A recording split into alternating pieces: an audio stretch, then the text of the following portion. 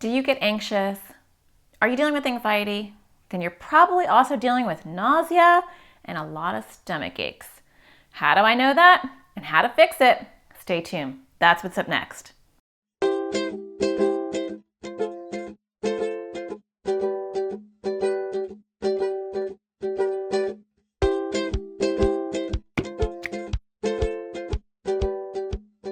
Welcome to another episode of Ask the Child Therapist, Kids Edition. I'm Natasha Daniels, and I'm a child therapist who makes kids videos to help with anxiety and OCD. If you're a kid who likes videos to help you, give a thumbs up. Today, I want to talk to you about how to beat the stomach ache. Dun, dun, dun, dun. The stomach ache is the most lethal weapon anxiety has over you. It will bring you to your knees. It will make you avoid whatever anxiety wants you to avoid because nobody wants to feel nauseous. Nobody wants to deal with a stomach ache. I'm going to tell you why you feel that way and how to beat it. Do you want to hear something interesting? The number one complaint I hear in my office, besides maybe some anxiety or fears, are stomach issues. In fact, a lot of the kids that I work with, they've been to the doctor, they've been to stomach specialists, and then after all of that, the specialist will say, you should probably go see a therapist because I think your stomach problems are from anxiety. And a lot of times the kids that will come in my office will say, I don't know why I'm here. I'm having stomach problems, not anxiety problems.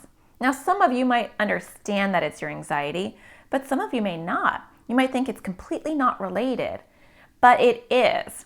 And that there is a reason why I see so many kids in my practice with stomach problems. This is how it normally goes. I don't feel good. My stomach hurts. I just feel so nauseous.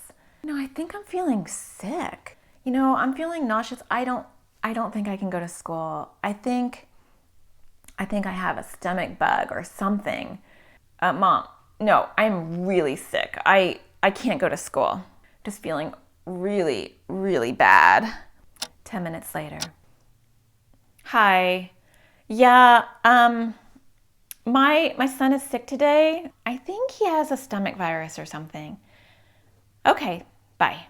15 minutes later. Mom, can I go on the computer? Do you want to watch a movie with me? Hey, Mom, can I play my video game? Let's do something fun. Now, your parents might think that you duped them, that you manipulated them, that you lied to get out of school. But you and I both know that you felt really sick 10 minutes before your mom called the school and canceled. You felt really sick when you had to get into the car and drive to school.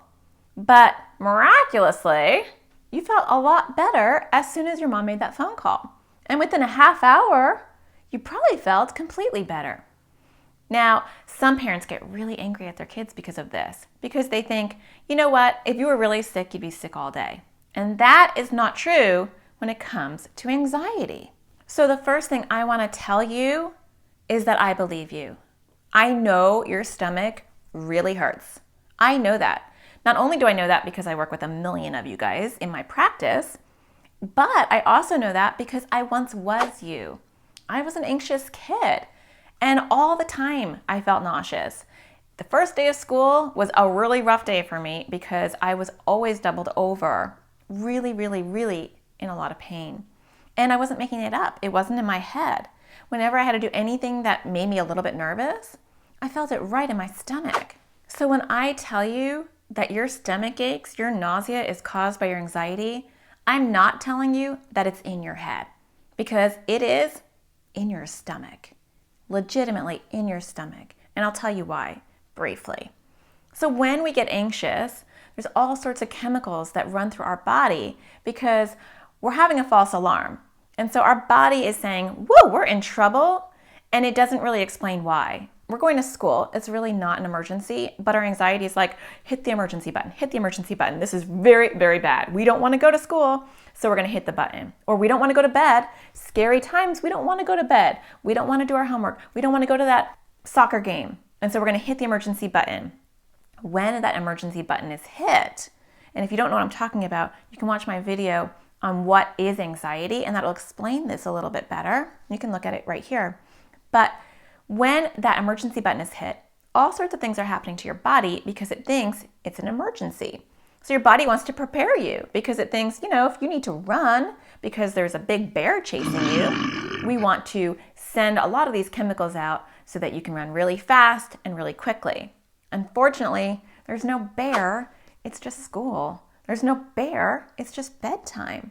There's no bear, it's just soccer practice. But your body doesn't know the difference. And so all those chemicals that are really there to save you can also kind of hit your tummy because digestion is going to stop and all things are going to move towards your limbs so that you can run and be fast, and it can make you feel nauseous. Now, those chemicals are not bad. They're actually there to help you.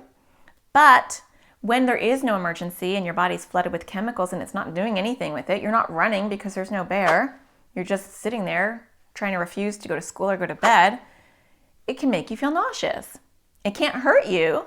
It's not bad, but it doesn't feel good. And until all of those feelings go away, the nausea is going to stay around.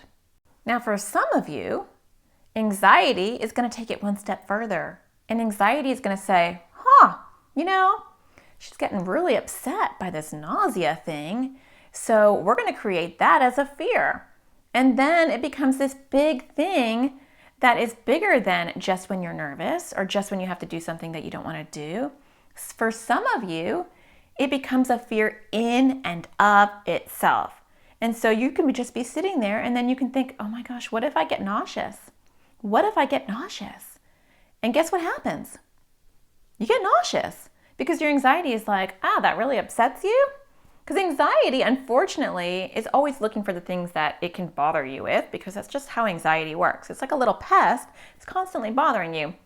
So if that is going to be something that's going to bother you, then anxiety is going to present more of it. So pile on the stomach aches, pile on the nausea because it's upsetting. And so now you can just be sitting there on your couch and you can say, do I feel nauseous? And then your anxiety is like, okay, would you like to? Hit that emergency button, we'll send all those chemicals, and now you're like, oh my gosh, I do feel nauseous. What if I throw up? What if I throw up? Oh my gosh, I don't want to throw up. And for some of you, that'll be even a bigger issue because then your anxiety will say, if you throw up, what are other people going to do? They're going to laugh at you. They're going to point at you. They're going to make fun of you.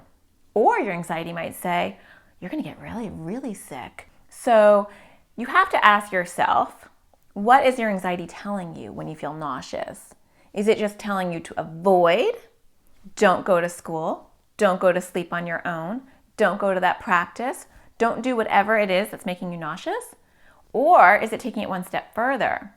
Some people have something called emetophobia.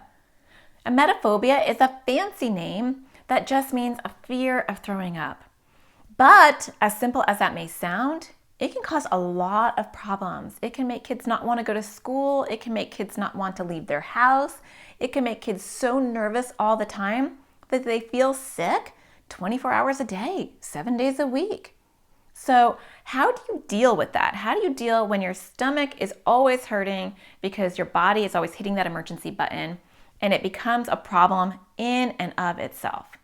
So first, you really want to figure out what your core fear is. Now, for some of you, you don't have emetophobia.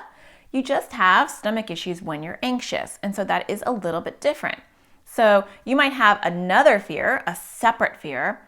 A lot of times it's separation anxiety. You're afraid to leave your mom. And so when you have to do something that's uncomfortable, your stomach will hurt. I have kids in my own house who, when they have to go to bed, their stomach hurts. When they have to go to swim class, their stomach hurts. And they don't make that connection. They don't realize I'm feeling nervous, so my stomach hurts, because it's not like your mind and your body talk. And so your stomach hurts, and it's not like, hey, mind, you're feeling really, really, really, really, really anxious right now, so that's why I'm kind of making your stomach hurt. No, it doesn't do that. It just says, you got a stomach ache. So most kids aren't realizing that they're connected. And I've had to teach my kids, hey, when you feel that, out of the blue, I want you to think about it and say, is there something I'm gonna do or something I'm about to do that makes me a little uncomfortable? And even if you quickly say, nope, nothing's making me uncomfortable, I like swim class, that's not making me uncomfortable, think again and think again. and really sit with it for a minute and say, do I really like it? The more I think about swim class, the more my stomach hurts. It's kind of a sign that maybe you're having some anxiety around it. So the first thing you want to do is figure out what you're anxious about. So it might be school, it might be class, but you want to figure it out because then you want to work on the thing that you're anxious about and your stomach aches will get better.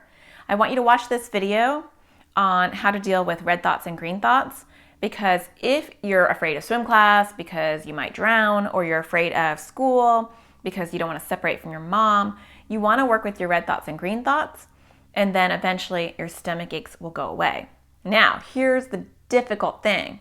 If you avoid the activity that's making you anxious, the activity that's making your stomach hurt, then your stomach will hurt more. So for many, many, many people, when they give in to their stomach ache, when they avoid like their anxiety wants them to do, guess what happens? The next day when they have to go to school, their stomach hurts more.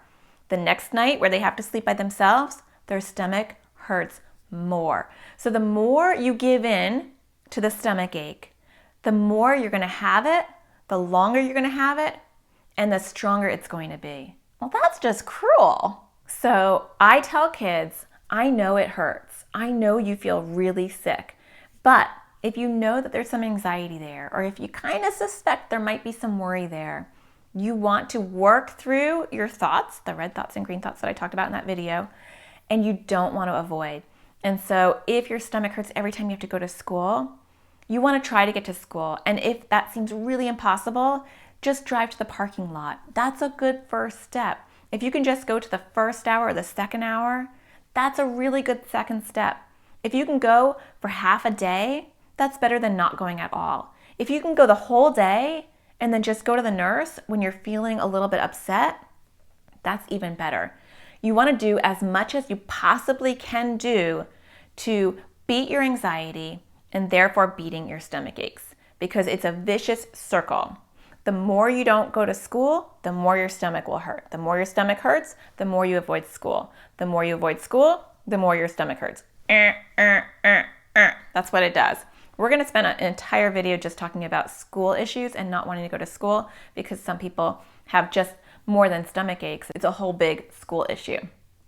But I want you to understand that the more you avoid, even though you feel completely horrible and crummy, the worse this situation is going to get. So try to pull it together and be really strong, and at least do a little baby step, and a little bit is more than nothing. And so do as far as you can go, and then the next day go a little bit farther, and understand that I get that your stomach does hurt. But you know what happens, and this happened to me as a kid, when I was forced to go to school and I felt really sick, by the third hour, I was fine. I didn't have a stomach problem at all. And so the stomach pain eventually gives up. When you ignore the emergency button and you're like, yep, I'm having a stomach problem, it is what it is, and you don't worry about it, and we'll talk about that in a second, it eventually goes away. Because it's like, I don't think we're having an emergency. I mean, she's still going to school. She's still going to bed by herself. She's calming down.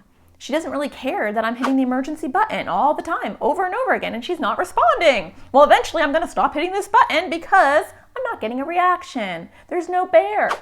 Is there a bear? There's no bear. So the stomach calms down. But sadly, most of us don't do that. Instead, we do this. I can't go to school. If I go to school, I'm going to throw up. I can't throw up. I don't want to feel sick. I hate feeling sick. I think I'm feeling sicker. I don't want to feel sick. I don't want to feel sicker.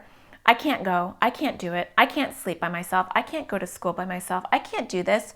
I'm going to just go back in my pajamas and cuddle up next to you. Win for anxiety.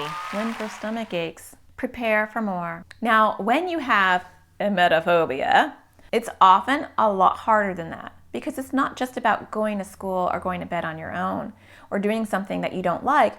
It's an all the time kind of feeling. It's a 24-hour-a-day kind of feeling.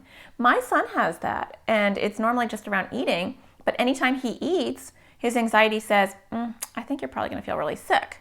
I think you're going to be too full.